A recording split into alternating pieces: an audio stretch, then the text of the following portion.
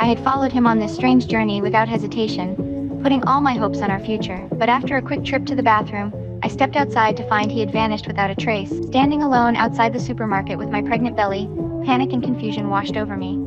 I waited for hours, clinging to the desperate hope that he would return. With nowhere else to go and a sharp pain hitting my stomach, I rushed back inside to use the restroom. By the time I came out, the entire store was locked and pitch dark. I survived that first night by setting alarms, hiding between the shelves before anyone could spot me. When the doors opened the next morning, I quietly slipped outside to wait on a bench. A kind nun approached me, mistaking me for a friend's daughter, and handed me a small chestnut tree for my baby's good luck. She gave me her address and warmly invited me over, almost bringing me to tears. I desperately wanted to accept, but I was terrified of missing my boyfriend if he finally came back. Instead, I sneaked back into the store at closing time, turning the empty aisles into my secret home. I read parenting magazines in the quiet dark and kept a strict ledger of every snack and milk carton I consumed. I promised myself that one day I would pay for every single item.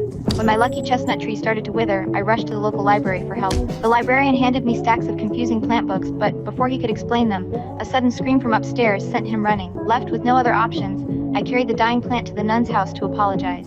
She simply smiled, invited me in for lunch, and held my hands as we prayed for my baby's safe arrival. I wished I could stay in that warm home forever, but nightfall forced me back to my hiding spot in the store. I didn't realize the librarian had already figured out my secret. Suddenly, agonizing labor pains hit me in sharp, unbearable waves. I gripped the walls, grinding my teeth as I desperately searched the dark aisles for a clean place to give birth. Every step felt like walking on shattered glass, and tears mixed with sweat as I begged myself to survive. Just as the blinding pain nearly knocked me unconscious, a mysterious figure stepped out of the shadows.